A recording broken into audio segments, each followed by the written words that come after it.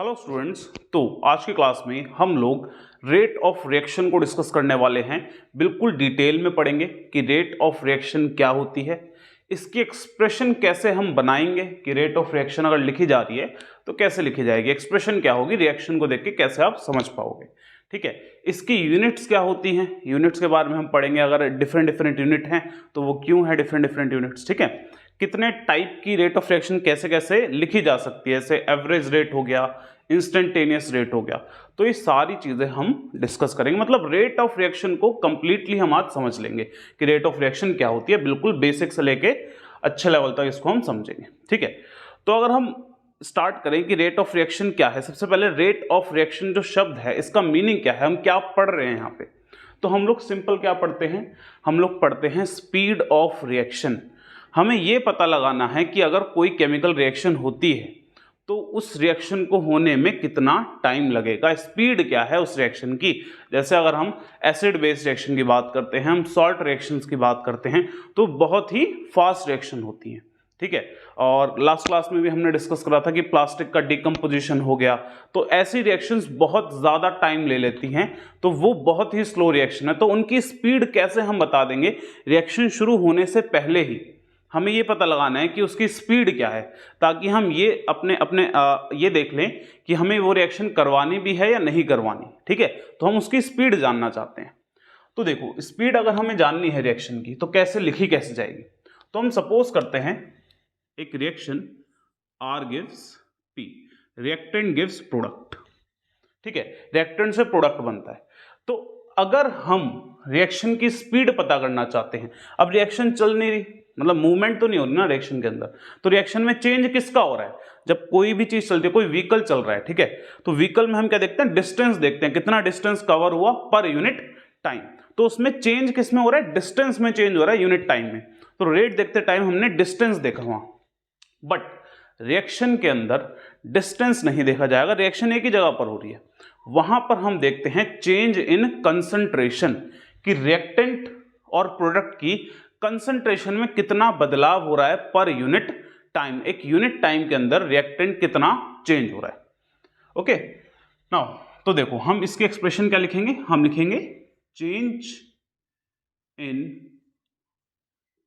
Concentration of change in concentration of any reactant, any one of reactant or product or products per unit time. एक unit time के अंदर किसी भी एक reactant को देख लो या किसी भी एक प्रोडक्ट को देख लो। ठीक है, जब आपकी रिएक्शन होती है उसमें रिएक्टिंग स्पीशीज काफी सारी होती हैं, रिएक्टेंट भी एक से दो हो सकते हैं, प्रोडक्ट भी हो सकते हैं। तो किसी भी एक को लो, उसकी कंसंट्रेशन में चेंज स्टडी करो, डिवाइडेड बाय उस चेंज को होने में कितना टाइम लगा। तो ये जो है ये एक्सप्रेशन होती है किसकी, रेट ऑफ रिएक्शन की। तो सपोज करो हमारे पास ये रिएक्शन है, हम एक रिएक्शन ले लेते हैं, एक general reaction, reactant gives product. तो इनिशियली हमने क्या बोला, इनिशियल जब हम रिएक्शन की शुरुआत कर रहे हैं, शुरुआत का मतलब क्या होता है, शुरुआत का मतलब होता है जिस पॉइंट से आपने ऑब्जर्वेशन शुरू करी, कि आपने यहां से ऑब्जर्व करना शुरू करा है।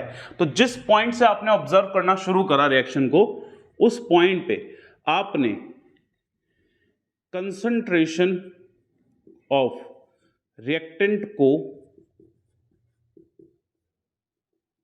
R1 बोल दिया। अब देखो ध्यान देना, R लिखा, इसके स्क्वायर ब्रैकेट्स लगाए, स्क्वायर ब्रैकेट्स जब भी लगाए जाएंगे तो मतलब होगा कंसंट्रेशन, कि यहां पे मैंने R रिएक्टेंट नहीं लिखा, मैंने लिखा है उसकी कंसंट्रेशन कितनी है। 1 का मतलब हम इनिशियली बात कर रहे हैं कि इनिशियली क्या है। ठीक है, ऐसे ही concentration of product, concentration of product लिखा जाएगा P1, और इनिशियल टाइम हम बोल देते हैं कि इनिशियल टाइम क्या रहा, T1 रहा। ठीक है, हम इस एक्सप्रेशन को समझना चाहते हैं। तो इनिशियली हमारे पास ये तीन चीजें हैं, फाइनली फाइनल जब है तो फाइनल कंसंट्रेशन ऑफ रिएक्टेंट कितना होगा, हम R2 बोल देते हैं कि फाइनल क्या है, R2 है। ठीक है, और कंसंट्रेशन ऑफ प्रोडक्ट यानी P कितना है, P2 बोल देते हैं, और टाइम कितना लगा, फाइनल टाइम हमने नोट करा, टाइम है T2। तो एक्सप्रेशन आप देखेंगे हमारे पास इनिशियल वेरिएबल्स भी हैं, फाइनल वेरिएबल्स भी हैं। हमने डेफिनेशन क्या बोली, हमने एक्सप्रेशन कैसे लिखनी है, change in concentration of any one of reactant और प्रोडक्ट पर यूनिट टाइम। तो रेट ऑफ रिएक्शन की जो एक्सप्रेशन है, ठीक है, एक्सप्रेशन कैसे लिखी जाएगी अब वो देखिए। हम बोलेंगे rate is equals to reactant के टर्म में देख रहे हैं, तो चेंज इन कंसंट्रेशन, चेंज हमेशा लिखा जाता है फाइनल माइनस इनिशियल, ठीक है। तो फाइनल मींस जैसे कोई भी डिस्टेंस अगर कवर हो रहा है, ठीक है, तो हम कैसे देखेंगे कि एक व्हीकल है वो ए पोजीशन से बी पे गया, तो डिस्टेंस कैसे देखते हैं, बी की पोजीशन माइनस ए की पोजीशन, वो आपका डिस्टेंस निकल जाता है। तो वैसे यहां पर भी करा जाता है, final concentration R2 minus initial concentration R1, ठीक है, divided by change in concentration per unit time. Time कैसे देखेंगे, कितना टाइम में चेंज हो रहा है, T2 माइनस T1, ठीक है। अब यहां पे जब रिएक्टेंट के टर्म में लिखा जा रहा है, ठीक है, रिएक्टेंट के टर्म में हमने लिखा, सेम एक्सप्रेशन हम प्रोडक्ट के टर्म में भी लिख सकते हैं। प्रोडक्ट के टर्म में हमने ऐसे लिख दिया कि P2, बिल्कुल सेम एक्सप्रेशन लिखी, P2 minus P1 divided by T2 minus T1। अब ना यहां पे एक प्रॉब्लम है, एक प्रॉब्लम क्या है, प्रॉब्लम है साइन कन्वेंशन की, कि दोनों में जो आपने वैल्यू निकाली, वैल्यू न्यूमेरिकल वैल्यू तो सेम आ रही है, ठीक है, बट दोनों के साइन अपोजिट आ रहे हैं। क्योंकि आप रेट पढ़ते हो, स्पीड पढ़ते हो, जो कि कभी भी नेगेटिव नहीं ली जाती, इस केस में साइन कन्वेंशन यूज होंगे जो कि नेगेटिव वैल्यू को पॉजिटिव करेगा। जैसे एक बार देखो, इस चीज को पहले समझो, जैसे हमारे पास R2 और R1 है, रिएक्टेंट प्रोडक्ट बना रहा है, तो जब रिएक्टेंट प्रोडक्ट बनाएगा तो रिएक्टेंट की जो इनिशियल कंसंट्रेशन है वो ज्यादा होगी, जैसे जैसे वो प्रोडक्ट बनाना शुरू करेगा धीरे धीरे उसका अमाउंट घटने लगेगा, और प्रोडक्ट क्योंकि बन रहा है उसका अमाउंट धीरे धीरे बढ़ने लगेगा। तो यानी कि हम ये बोल सकते हैं कि जो इनिशियल कंसंट्रेशन ऑफ रिएक्टेंट है वो ज्यादा है और फाइनल कंसंट्रेशन कम है। तो जब R2 माइनस R1 करेंगे तो नेगेटिव साइन आ जाएगा, रेट आपका नेगेटिव में आ जाएगा। तो इस नेगेटिव को काउंटर बैलेंस करने के लिए साइन कन्वेंशन लगाया गया। रिएक्टेंट की टर्म में जब भी रेट लिखा जाएगा तो नेगेटिव साइन आप अपने आप से लगाओगे, जो कि उसके डिक्रीज इन कंसंट्रेशन को काउंटर बैलेंस कर देगा, ठीक है। नाउ प्रोडक्ट में क्योंकि प्रोडक्ट बन रहा है तो प्रोडक्ट की फाइनल कंसंट्रेशन ज्यादा होगी as compare to initial concentration, तो इसमें आप पॉजिटिव साइन लगाओगे, ओके। नाउ साइन कन्वेंशन हमें ध्यान रखने हैं कि साइन कन्वेंशन क्या होते हैं, इसको हम अलग से लिख लेते हैं।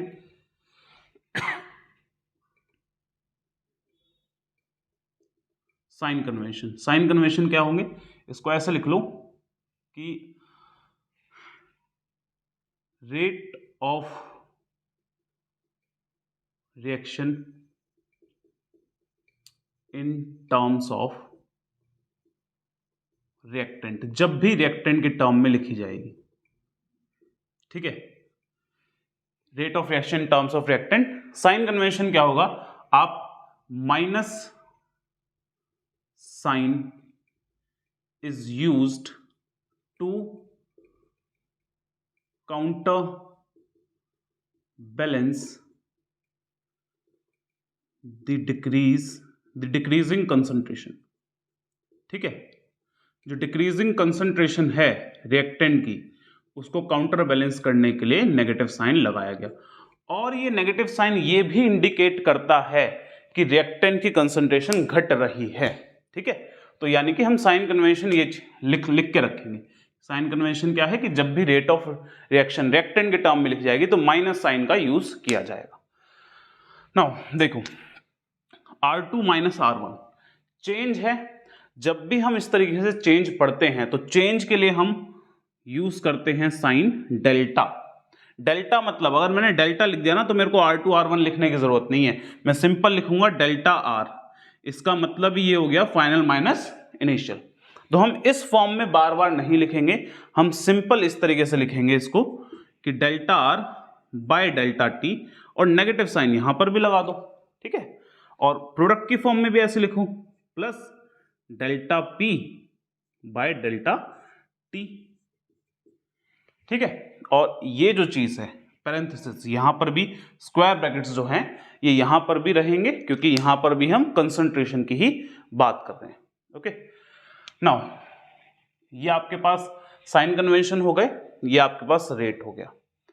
बट अभी जो हमने रेट पढ़ा है ये बहुत सिंपल वे में हमने पढ़ लिया कि एक ऐसी रिएक्शन जिसकी स्टोइचियोमेट्री है ही नहीं कुछ, ठीक है। वन स्टोइचियोमेट्री, स्टोइचियोमेट्री क्या होती है, जो आपके रिएक्टिंग स्पीशीज या रिएक्टेंट और प्रोडक्ट के आगे जो आपका कोएफिशिएंट लगा होता है उसे हम बोलते हैं स्टोइचियोमेट्री। तो जब स्टोइचियोमेट्री 1 है तो रिएक्शन हो जाती है इजी, ठीक है। फॉर एग्जांपल 1 की अगर हम बात करें, जैसे हमने ये लिखी है, तो हम कोई एक दो एग्जांपल लेते हैं जिसमें हम इस टाइप की एक्सप्रेशन बनाएंगे, ठीक है। जैसे हमने एक्सप्रेशन बनाई SO2Cl2 gives SO2 plus Cl2। अगर मैं इसके लिए रेट लिखूं तो कैसे लिखूंगा, rate is equals to minus, क्योंकि मैं SO2Cl2 के लिए लिखूंगा तो मेरे को माइनस लगाना है, पहले रिएक्टेंट की फॉर्म में लिखना है, delta SO2Cl2 divided by delta T। Okay, now product की फॉर्म में हमने लिखा delta SO2 bye delta T। तो हम इसकी फॉर्म में भी लिख सकते हैं, इसकी फॉर्म में भी लिख सकते हैं। यहां पे सबकी स्टोइचियोमेट्री 1 है तो जैसे हमने पढ़ा है सेम चीज चलेगी, ठीक है। ऐसे ही आप Cl2 की फॉर्म में भी लिख सकते हो, delta Cl2 by delta T। तो एक्सप्रेशन ऐसे लिखी जाएगी। और भी एग्जांपल हो गए, जैसे हमारे पास सिंगल वेरिएबल वाले Hg plus Cl2 gives HgCl2, इसमें हम रेट कैसे लिख सकते हैं, minus delta Hg by delta T is equals to minus delta Cl2 by delta T। क्योंकि दोनों ही रिएक्टेंट है, माइनस लगाया दोनों एक्सप्रेशंस में। प्रोडक्ट में जब लिखेंगे तो प्रोडक्ट में delta HgCl2 divided by delta T, तो यहां पर प्लस साइन आ गया। नाउ अभी हमने ऐसी इक्वेशंस पढ़ी जिनकी स्टोइचियोमेट्री सब में आपको दिख रही है 1, यानी कि 1 mole of Hg reacts with 1 mole of Cl2 two gives 1 mole of HgCl2। तो यानी कि जिस रेट से Hg प्रोडक्ट बना रहा है उसी रेट से Cl2 भी बनाएगा प्रोडक्ट, और उसी रेट से HgCl2 फॉर्म होगा, क्योंकि तीनों 1:1:1 है। इसका 1 मोल इसके 1 मोल से ऐड करके इसका एक ही बना रहा है। तो तीनों में जो चेंज है कंसंट्रेशन में वो सेम रहेगा, कांस्टेंट रहेगा। इस केस में भी यही है कि इसका 1 मोल जब डिकम्पोज होगा तो इसका 1 मोल और इसका 1 मोल बनाएगा, तो यानी कि 1:1:1 में ही है इनमें भी चेंज। बट अगर हम रिएक्शन को थोड़ा सा डिफरेंट कर दें, for example reactions in which stoichiometry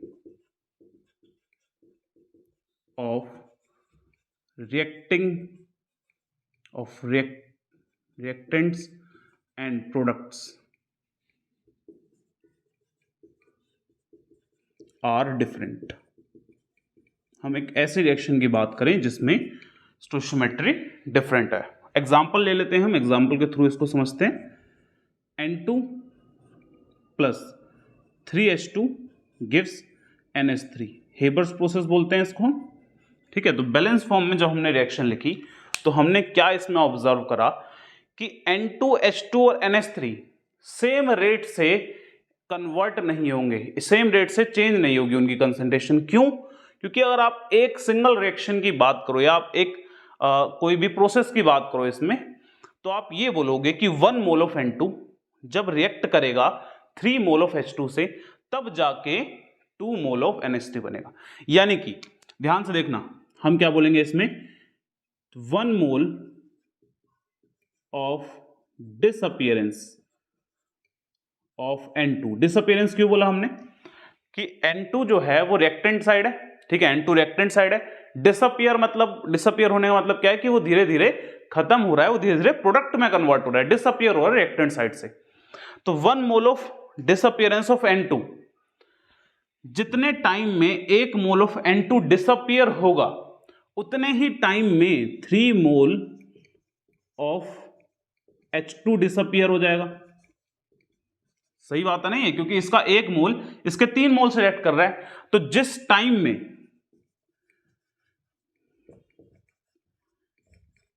time में 1 मोल N2 डिसअपियर होगा उतने ही टाइम में 3 मोल ऑफ H2 डिसअपियर हो जाएंगे, मतलब सेम टाइम लगेगा इस चेंज को होने में। तो यहां से हमें यह समझ में आता है कि दोनों की कंसंट्रेशन का चेंज सेम नहीं होगा। और सिमिलरली जो N2 है 2 मोल ऑफ फॉर्मेशन बोल दो या अपीयरेंस बोल दो ऑफ NH3 के 2 मोल सेम टाइम में बनेंगे। तो जो आपका सेम टाइम इंटरवल जब आप देखोगे ना, यहां पे जो आप इंटरवल देखते हो टाइम इंटरवल T2 - T1, उस टाइम इंटरवल में तीनों की कंसंट्रेशन का चेंज डिफरेंट है। यानी कि जब आप रेट लिखोगे, अगर आप N2 की फॉर्म में लिखते हो अलग आएगा, H2 की फॉर्म में लिखते हो अलग आएगा, NH3 की फॉर्म में लिखते हो अलग आएगा। तो जब आपके पास ऐसी इक्वेशन आती है जिसमें डिफरेंट स्टोइचियोमेट्री होती है, तब हमें क्या करना होता है, तब हम उसको एक यूनिक वैल्यू बनाते हैं तीनों की टर्म में। एक ऐसी वैल्यू हम बनाना चाहते हैं कि जब N2 की फॉर्म में लिखें, H2 की फॉर्म में लिखें, NH3 फॉर्म में लिखें, हर फॉर्म में हर एक पर्टिकुलर एक्सप्रेशन के अंदर आपको रेट की सेम वैल्यू मिले। तो यूनिक बनाने के लिए क्या करना पड़ेगा, हम लोग क्या करते हैं, क्योंकि ध्यान से सुनना, 1 mole of disappearance of N2 जो है उस टाइम में 3 मोल ऑफ H2 डिसअपियर हो रहा है। यानी कि H2 का डिसअपियरेंस का जो रेट है वो 3 गुना है, इससे 3 गुना है ना। तो हमने क्या करा, इसके रेट को 3 से डिवाइड कर दिया, जो इसकी स्टोइचियोमेट्री है उसी से जब डिवाइड कर दोगे आप तो क्या हो जाएगा कि 3 मोल ऑफ H2 डिसअपियर हो रहे थे। अब जब आपने 3 से ही डिवाइड कर दिया तब आपने दोनों के रेट को सेम कर दिया। और इसमें 2 mole of formation of NH3, जिस टाइम पर 1 मोल N2 डिसअपियर हो रहा है उतने ही टाइम में 2 मोल ऑफ NH3 फॉर्म हो रहा है। तो आपको इसमें कंसंट्रेशन सेम करने के लिए आप इसको 2 से डिवाइड कर दीजिए। तो जब रेट ऑफ रिएक्शन लिखी जाती है ऐसे इक्वेशंस के लिए, तो आप लोग क्या करोगे, आप लोग स्टोइचियोमेट्री से डिवाइड कर दोगे एक्सप्रेशन लिखते टाइम। हर एक रिएक्टिंग स्पीशीज या प्रोडक्ट, उनकी जो स्टोइचियोमेट्री है, रेट लिखो और उसकी स्टोइचियोमेट्री से डिवाइड कर दो, ताकि आपको सारी वैल्यू एक जैसी मिले, सेम वैल्यू मिले, चाहे आप N2 की फॉर्म में देखो, चाहे आप H2 की फॉर्म में देखो, चाहे NH3 की फॉर्म में देखो। ठीक है, तो अगर इन रिएक्शंस के लिए रेट लिखा जाएगा तो हम कैसे लिखेंगे इन रिएक्शंस के लिए रेट, तो देखिए अब मैं इस रिएक्शन के लिए रेट लिख रहा हूं, इस वाली रिएक्शन के लिए। ठीक है, तो रेट हम लिखेंगे कुछ इस तरीके से, rate is equals to N2 की फॉर्म में लिखा। सबसे पहली चीज ध्यान देना है, क्योंकि ये दोनों रिएक्टेंट है, नेगेटिव साइन आएगा, तो नेगेटिव साइन तो हमने लगाया सबसे पहले, फिर हमने लगाया डेल्टा N2, स्क्वायर ब्रैकेट्स लगाए क्योंकि कंसंट्रेशन मेंशन करनी है। ठीक है, ये हमने लिखा। स्टोइचियोमेट्री क्या है, 1 है, तो डिवीजन कुछ होगा ही नहीं, 1 से ही कर दो बस, सिंपली 1/1। ठीक है, H2 की फॉर्म में जब लिखोगे, क्योंकि H2 का जो चेंज है वो 3 गुना ज्यादा है, उसके 3 गुना चेंज को हमें N2 के बराबर लाना है, तो हमने 3 से डिवाइड कर देना उसके रेट को। तो हमने क्या करा, माइनस लगाया और 1/3 उसकी स्टोइचियोमेट्री से डिवाइड कर दिया, और रेट जो है अब दोनों सेम हो जाएंगे। अब ये इक्वल का साइन बन सकता है इनके बीच में। ठीक है, अगर आप direct delta H2 bye delta T लिखोगे तो वो इक्वल नहीं होंगे। नेक्स्ट 1/2 प्लस का साइन आएगा क्योंकि प्रोडक्ट है, 2 से डिवाइड करा क्योंकि स्टोइचियोमेट्री 2 है, delta NH3 bye delta T। तो रेट, जब आपके पास ऐसी इक्वेशंस आएंगी जिनमें स्टोइचियोमेट्री डिफरेंट है, तब रेट लिखने के लिए आपको, रेट ऑफ रिएक्शन लिखने के लिए आपको क्या करना पड़ेगा, स्टोइचियोमेट्री से डिवाइड करना पड़ेगा। ठीक है, अब इसके हमारे पास और भी एग्जांपल हो सकते हैं, काफी सारे एग्जांपल्स पॉसिबल हैं, और आपको ना मैक्सिमम जो केस दिखेगा वो यही दिखेगा, मैक्सिमम केस में आपको यही दिखेगा कि आपकी स्टोइचियोमेट्री डिफरेंट है। ऐसे केसेस आपको क्वेश्चंस में, न्यूमेरिकल्स में बहुत कम दिखेंगे जिसमें बिल्कुल सेम दिख रहे हैं, सेम आपका स्टोइचियोमेट्री आ जाए सबकी। ठीक है, नेक्स्ट देखिए अब आगे इसके एक दो एग्जाम्पल देखते हैं किस किस तरीके से लिख सकते हैं ये। तो अब देखिए इसी टाइप के एक दो एग्जाम्पल हम डिस्कस करते हैं ताकि आपको और बेहतर समझ में आएगा कि एक्सप्रेशन हमें कैसे लिखनी है। तो एग्जाम्पल देखिए, एग्जाम्पल हमने लिखा 2N2O5 gives 4NO2 plus O2। अपने आप ट्राई कीजिए, मैं यहाँ पे दो एग्जाम्पल लिख रहा हूँ, वीडियो को पॉज करके अपने आप ट्राई कर सकते हो आप। H2 plus Br2 gives 2HBr। ठीक है, तो ये दो एग्जाम्पल हम लोग डिस्कस करते हैं और एक जनरल इक्वेशन भी लिख लेते हैं जो कि हम फॉर्मूला शीट में अपना लिख देते हैं, जनरल फॉर्मूला। ठीक है, जब आप फॉर्मूला शीट बनाते हो फिजिकल की, जिसमें सारे फॉर्मूलेज लिखते हो, तो उसमें हम एग्जाम्पल के थ्रू नहीं लिखेंगे, उसमें हम एक जनरल इक्वेशन ले लेंगे like AA plus BB gives CC DD, जिसमें हमें पता होना चाहिए कि small a, small b, small c and small d वो स्टोइचियोमेट्री को रिप्रेजेंट करते हैं, capital A, capital B, capital C and capital D reacting species में। ठीक है, नाउ इसके लिए सबसे पहले एक्सप्रेशन लिखेंगे हम रेट की।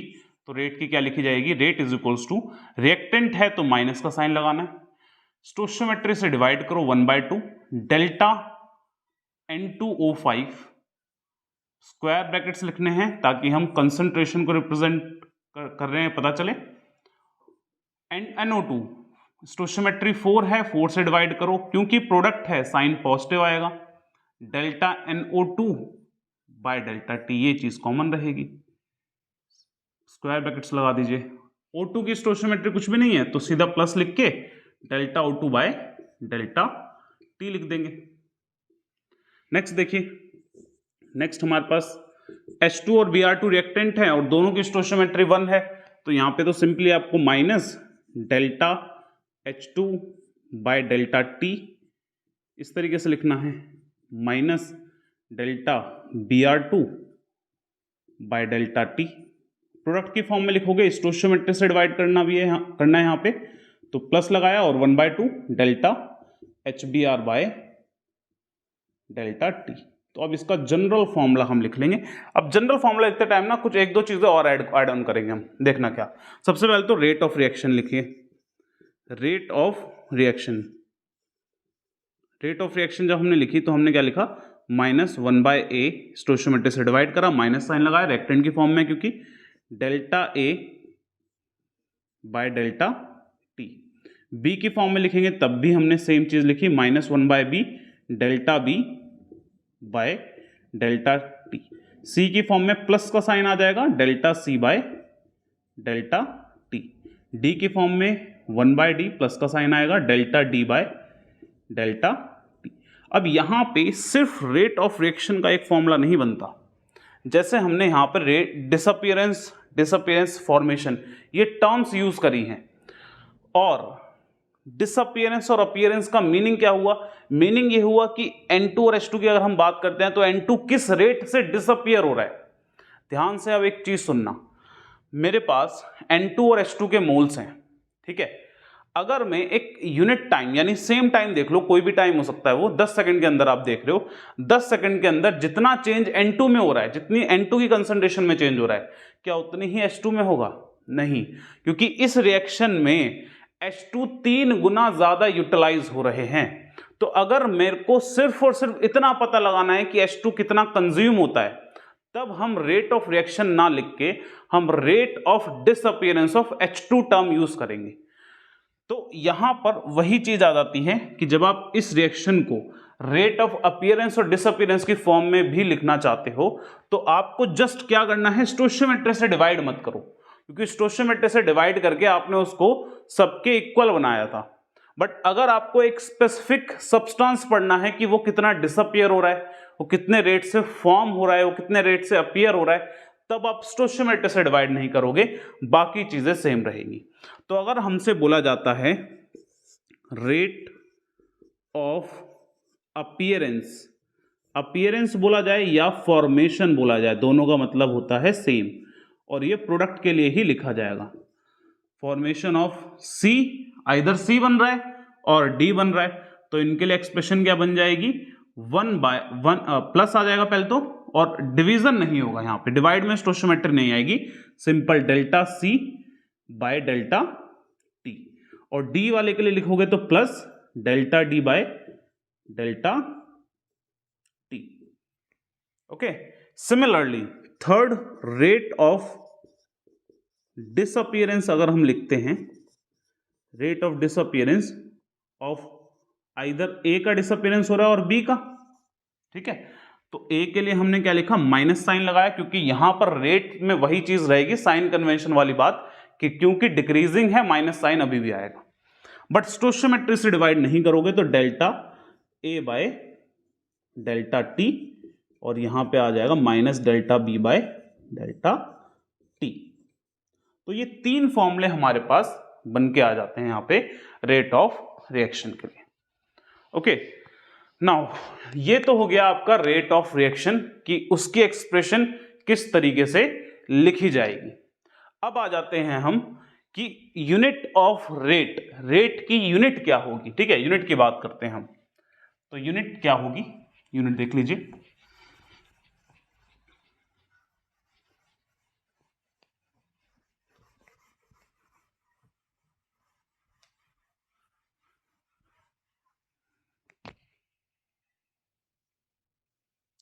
Unit of rate.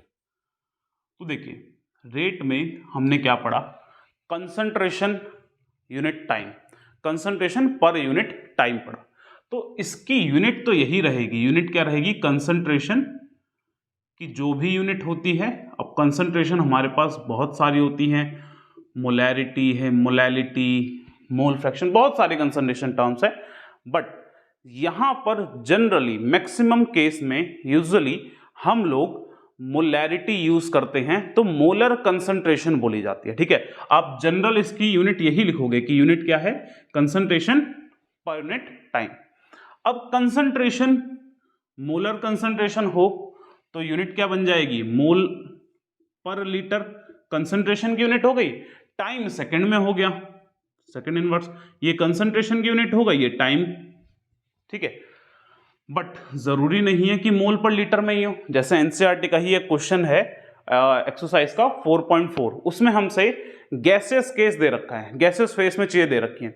अब गैसेस फेस में कंसंट्रेशन जो है वो डायरेक्ट मोल पर लीटर में ना लिख के हम लोग प्रेशर में मेजर करते हैं कि ये गैस इतना प्रेशर लगा रही है, ये गैस इतना प्रेशर लगा रही है, तो प्रेशर के टर्म्स में आप कंसंट्रेशन को मेजर करते हो।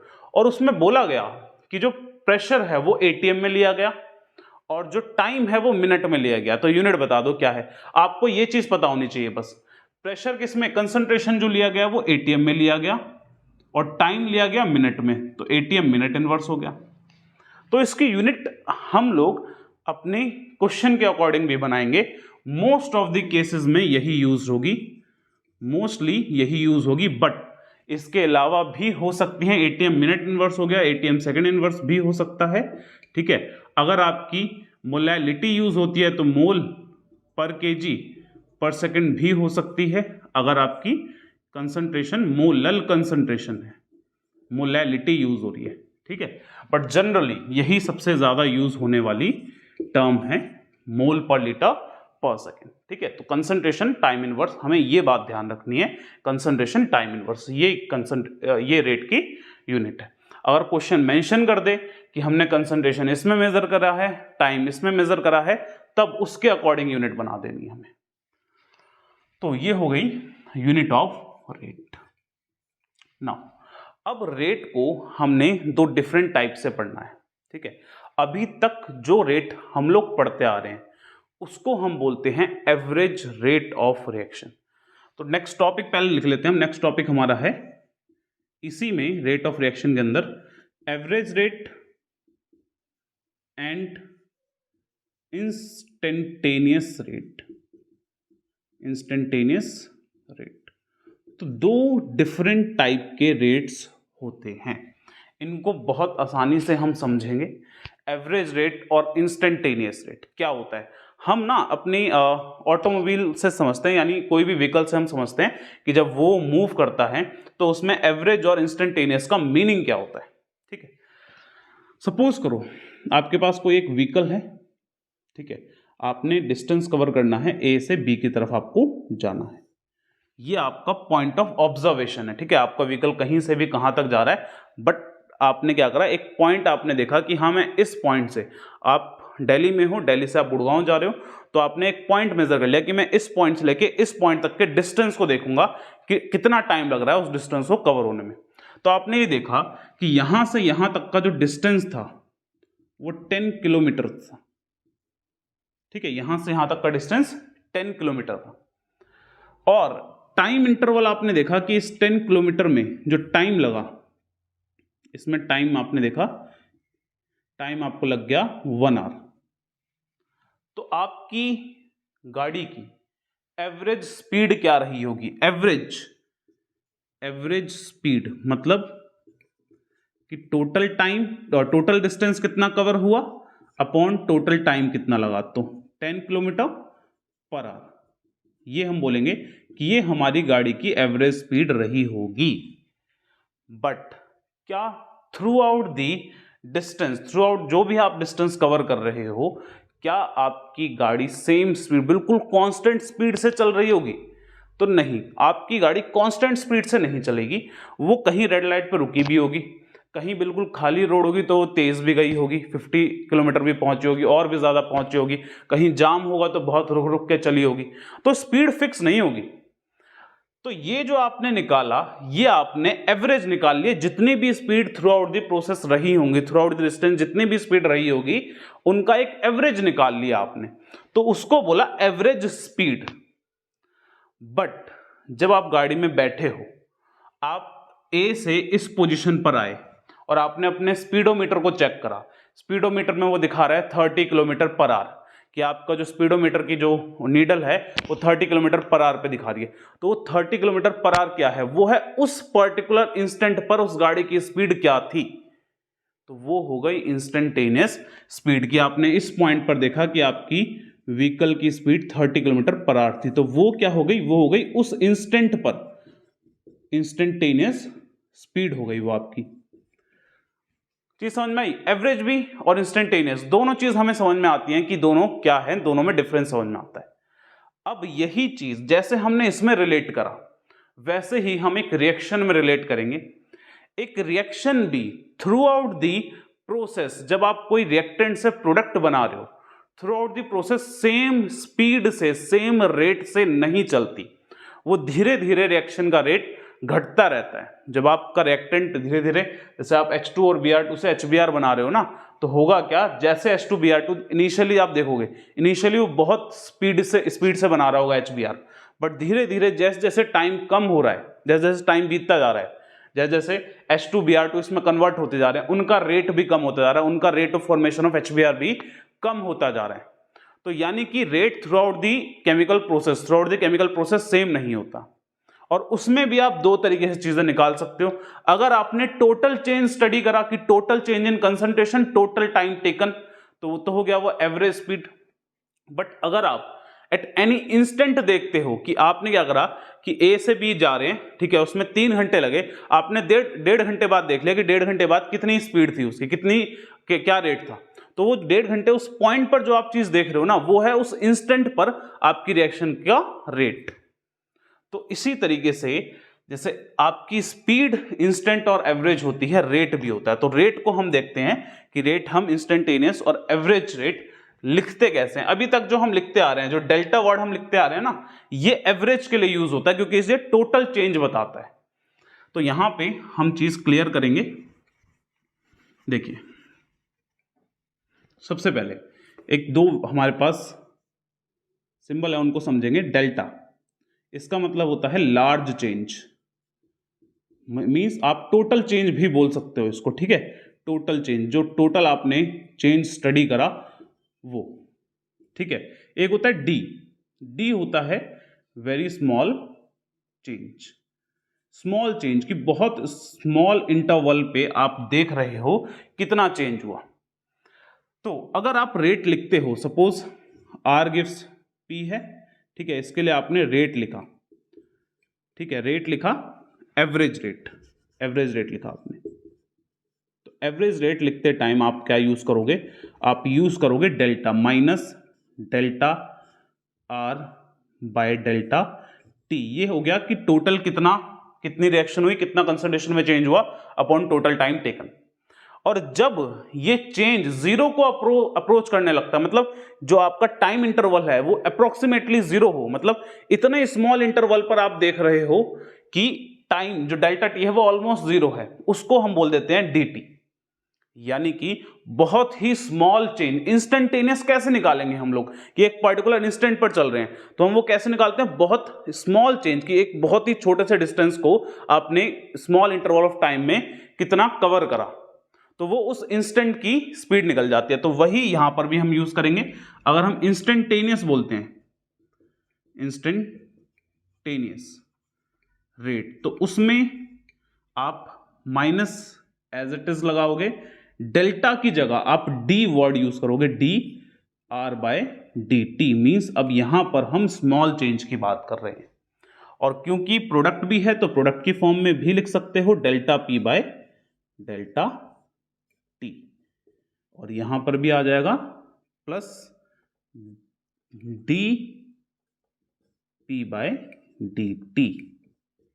ठीक है, तो इंस्टेंटेनियस और एवरेज में डिफरेंस बस इतना सा ही है कि एवरेज टोटल रिएक्शन को कवर करा हमने अपॉन टोटल कितना टाइम उस रिएक्शन को होने में लगा।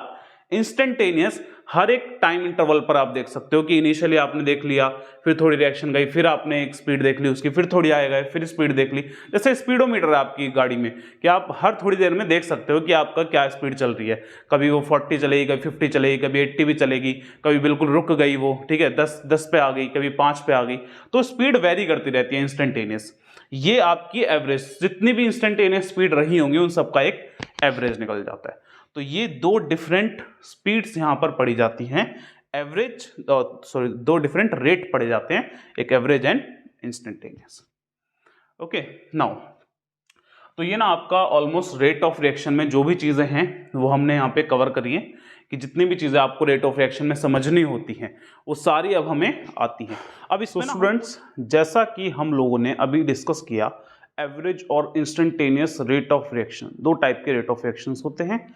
अब उन रेट ऑफ रिएक्शंस को आप ग्राफ पर कैसे डिटरमाइन करते हो, ग्राफ पे कैसे रिप्रेजेंट करते हो, वो चीज हम डिस्कस करेंगे। ठीक है, सो एक बार देखिए, सबसे पहले एक हमने रिएक्शन लेट कर ली, R gives P, reactant product बना रहा है। इसके लिए अगर हमें एवरेज रेट लिखना है तो R2 माइनस R1 यानी final concentration of R minus initial concentration of R, और उनके बीच में टाइम इंटरवल कितना था। रिएक्टेंट की फॉर्म में लिखेंगे नेगेटिव साइन आएगा, प्रोडक्ट की फॉर्म में लिखेंगे पॉजिटिव साइन आएगा। ठीक है, ऐसे ही इंस्टेंटेनियस रेट लिखते हैं तो डी लगा देते हैं, डेरिवेटिव लगाते हैं। मतलब इसका मीनिंग क्या होता है डी का, D R by D T और D P by D T. Meaning ये है कि आपने बहुत ही स्मॉल टाइम इंटरवल के लिए ये चीज निकाली है, यानी कि बहुत इंस्टेंट, बिल्कुल इंस्टेंट के लिए निकाली है आपने, कि उस पॉइंट पर जब आपकी रिएक्शन चल रही है, एट एनी पॉइंट उसकी स्पीड क्या है। रेट का, एवरेज रेट का मतलब हम समझ ही चुके हैं कि थ्रू आउट द रिएक्शन जो भी हुई उसका आपने एक एवरेज निकाल लिया। इंस्टेंटेनियस की रिएक्शन के हर पॉइंट पर आप चेक कर सकते हो कि रेट ऑफ रिएक्शन क्या है। नाउ ग्राफिकली देखिए, सबसे पहला हम ग्राफ इसमें डिस्कस करते हैं, concentration of reactant versus time, यानी रिएक्टेंट की फॉर्म में हम पढ़ेंगे, तो रिएक्टेंट की फॉर्म में हमने कंसंट्रेशन ली वर्सेस टाइम। सो जैसे जैसे रिएक्शन आगे बढ़ेगी कंसंट्रेशन ऑफ रिएक्टेंट डिक्रीज होती जाएगी, यानी कि कॉन्टिन्यूसली जो R की वैल्यू है थ्रू आउट द रिएक्शन वो डिक्रीज होती जाएगी।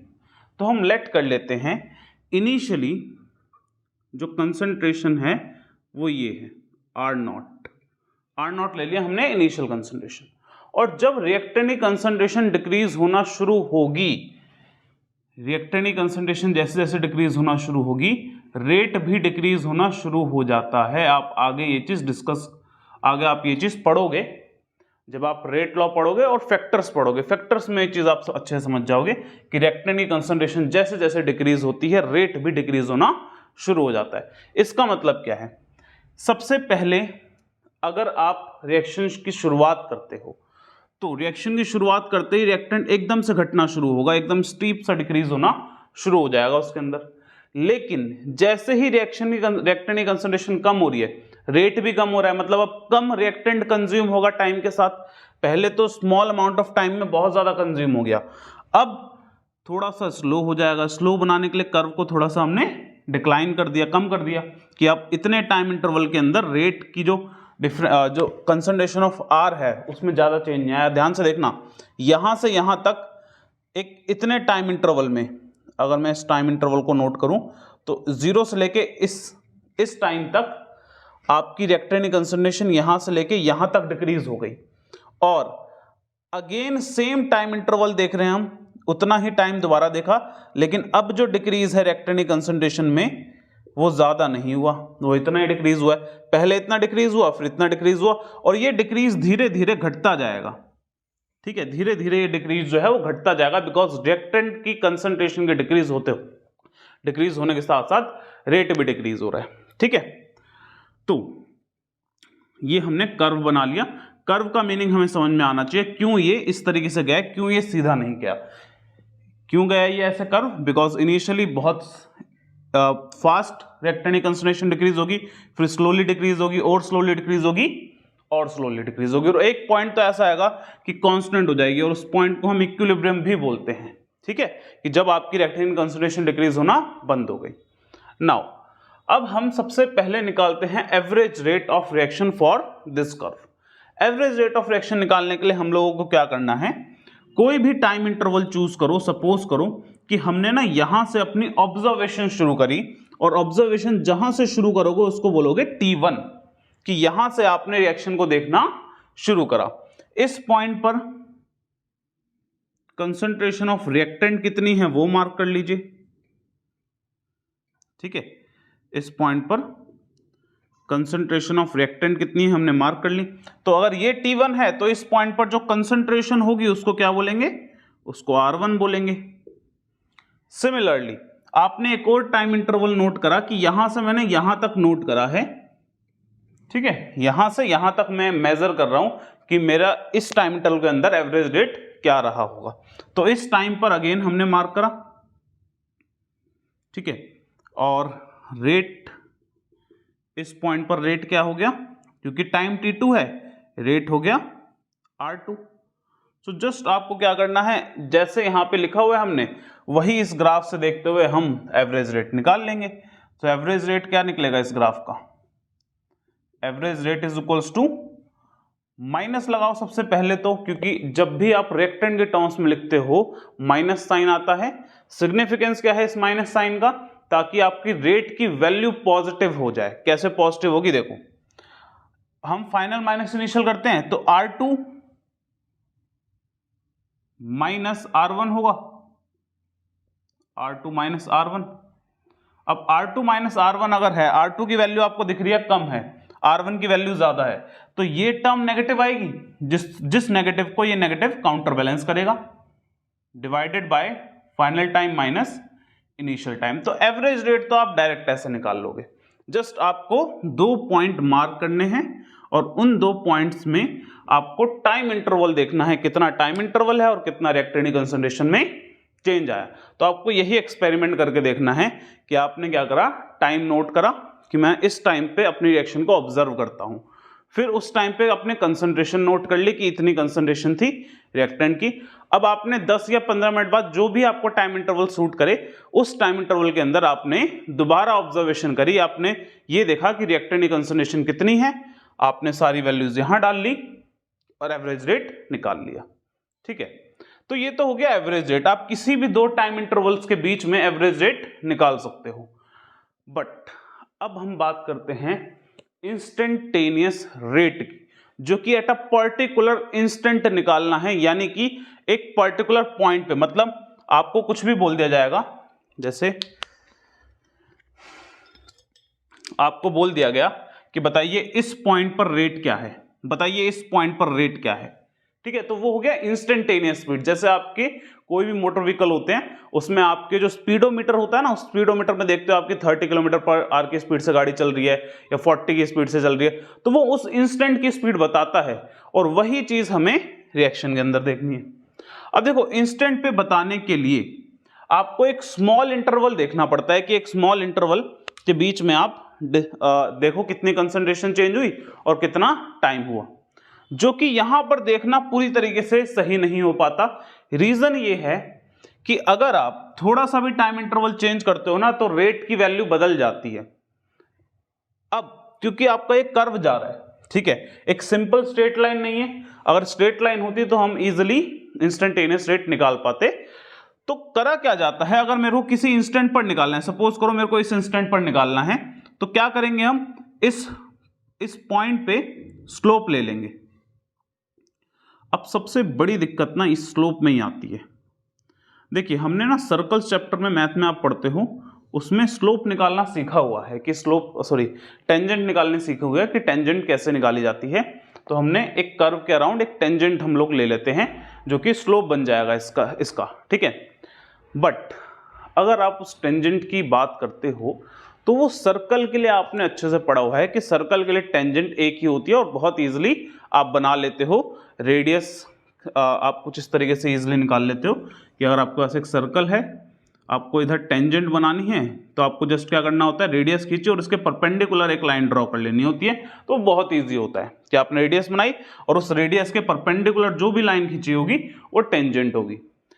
बट ये एक सर्कल नहीं बनाएगा कंप्लीट, यह कंप्लीट सर्कल नहीं होगा। तो यहां पर ना पूरी कैलकुलस लग जाती है सिर्फ और सिर्फ टेंजेंट बनाने के लिए।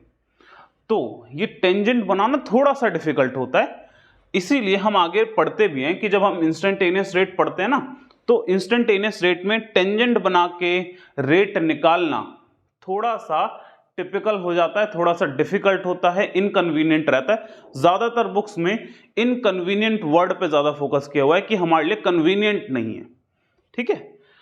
तो अब समझो पहले कि हमने किया क्या, हमें इंस्टेंटेनियस रेट इस पॉइंट पर निकालना है। हमने क्या करा, टेंजेंट ड्रॉ करी। अब टेंजेंट ड्रॉ करने से क्या हुआ, हमने ये दो पॉइंट्स मार्क कर लिए कि इन दो पॉइंट्स के बीच में हम रेट निकाल लेंगे। नाउ एक चीज समझना, क्योंकि ये एक स्ट्रेट लाइन है, स्ट्रेट लाइन में थ्रू आउट दी कर्व आपका जो रेट होगा वो सेम होगा। तो जो इस पॉइंट पर रेट है वही इस पॉइंट पर होगा और वही इस पॉइंट पर होगा, ठीक है ना। इसका मीनिंग ये है कि अगर कोई स्ट्रेट लाइन है तो स्ट्रेट लाइन के अंदर रेट कांस्टेंट चलता आ रहा है, तो जो इस पॉइंट पर रेट है वही इस पर होगा, वही इस पर होगा। अब ये आपके लिए आसानी हो जाती है कि आप क्या करोगे, आप अगेन जैसे आपने एवरेज रेट निकाला था, एवरेज रेट में आपने एक्चुअल कर्व पे निकाला, इसमें आप टेंजेंट ड्रॉ करते हो और उस टेंजेंट से आप निकाल लेते हो, जैसे ये पॉइंट और ये पॉइंट। अब आपको यहां पे पता चल गया कि यहां पे टाइम क्या हुआ, इतना टाइम इंटरवल हो गया डेल्टा टी, ठीक है, इतना टाइम लगा और इतनी कंसंट्रेशन में चेंज आया यानी डेल्टा आर, बल्कि इसको dt बोल देते हैं, स्मॉल टाइम है, और इसको dr बोल देते हैं, ठीक है। अब ध्यान से समझना, हमें बार बार यही लगता है कि ये जो चीज हमने यहां पे पढ़ी वही सेम चीज हम यहां पे कर रहे हैं। डिफरेंस है, यहां पर हमने एक्चुअल कर्व पढ़ा है, एवरेज रेट में एक्चुअल कर्व को डिस्कस कर रहे हो, बट इसमें आपने एक पॉइंट मार्क करा, इस पॉइंट पर आप रेट निकाल रहे हो और उस पॉइंट पर आप एक सिंगल वैल्यू आपको मिलेगी जिससे आप चेंज नहीं निकाल सकते, जो कि ये चेंज हमें यहां पढ़ना है। इसीलिए हमने क्या करा, उस पॉइंट पे एक टेंजेंट ड्रॉ करी ताकि जो रेट इस पॉइंट पर है वही रेट इस पॉइंट पर भी है, इस पॉइंट पर भी है, और उसके बीच में हम टाइम इंटरवल नोट करते हैं, उसके बीच में हम चेंज इन कंसंट्रेशन नोट करते हैं और उससे हम इंस्टेंटेनियस रेट निकाल लेते हैं। या और भी तरीके हैं हमारे पास, डायरेक्ट आप dr/dt लिखते हो। अब dr/dt है क्या, ध्यान से देखना इस चीज को। अगर मैं इसको a b c लेबलिंग कर दूं, ठीक है, और आपको इंस्टेंटेनियस इधर लिख लेते हैं, इंस्टेंटेनियस रेट की एक्सप्रेशन लिखने को बोलूं तो माइनस आप क्या लिखोगे, dr/dt,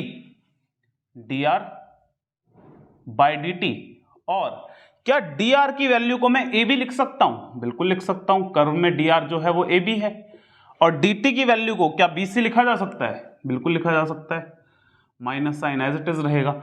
ab जो है अगर देखा जाए, ab मैं अगर इसको एंगल लेता हूं तो इस एंगल के रिस्पेक्ट में ab परपेंडिकुलर है और BC बेस है, तो मैं ऐसे लिख सकता हूं इसको minus perpendicular by base, perpendicular base tangent tan theta होता है।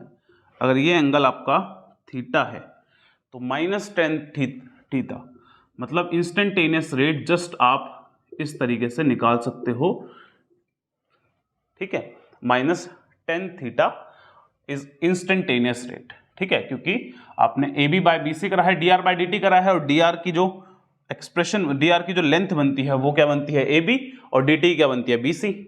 आपने करा वही है, आपने एक्सप्रेशन यही लिखी है, बट उसको थोड़ा सा आपने इजी वे में निकाल लिया।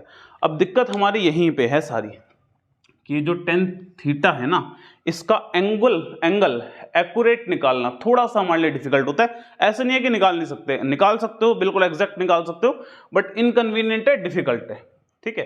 तो इंस्टेंटेनियस रेट जो है थोड़ा सा इनकन्वीनियंट रहता है निकालना, इसीलिए आप आगे ना एक लॉ भी पढ़ते हो जिसमें हम बार बार यही बोलते हैं कि ये लॉ इसलिए पढ़ा जा रहा है बिकॉज इंस्टेंटेनियस रेट जो है वो पूरी तरीके से नहीं इजिली निकाल पाते हैं, ठीक है।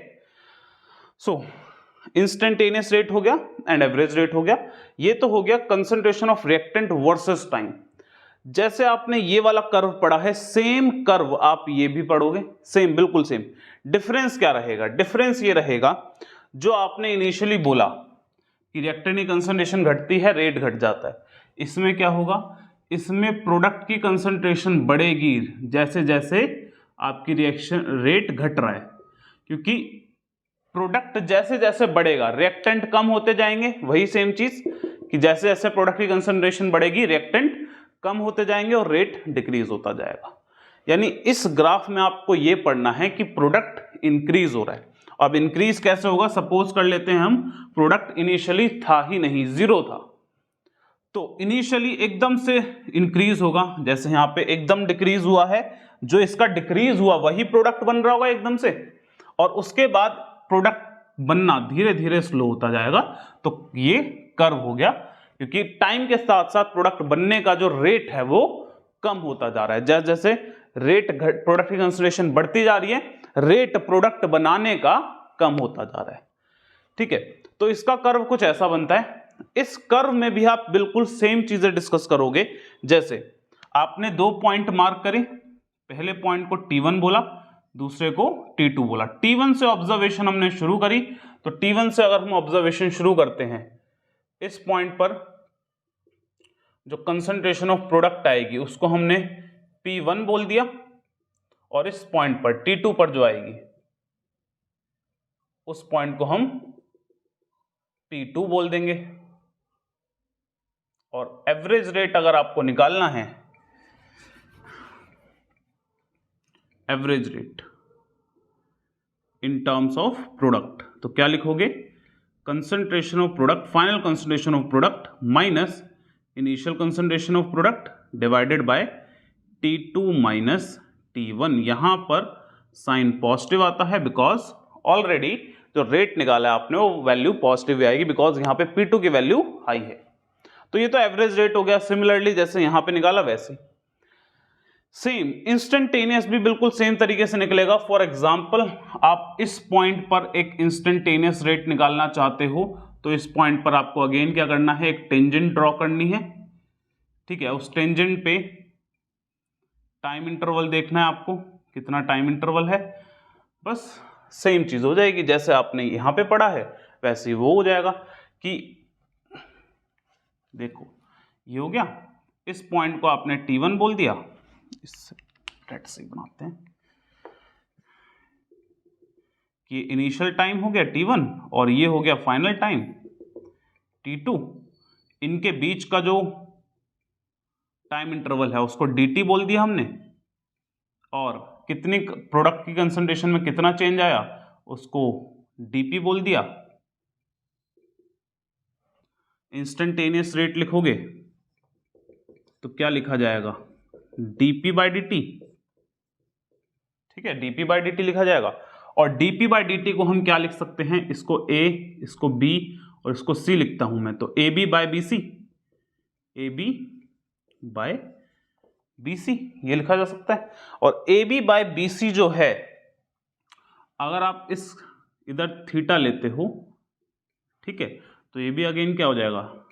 tan थीटा यानी कि स्लोप, और यहां पर आप क्या लिख सकते हो, माइनस स्लोप।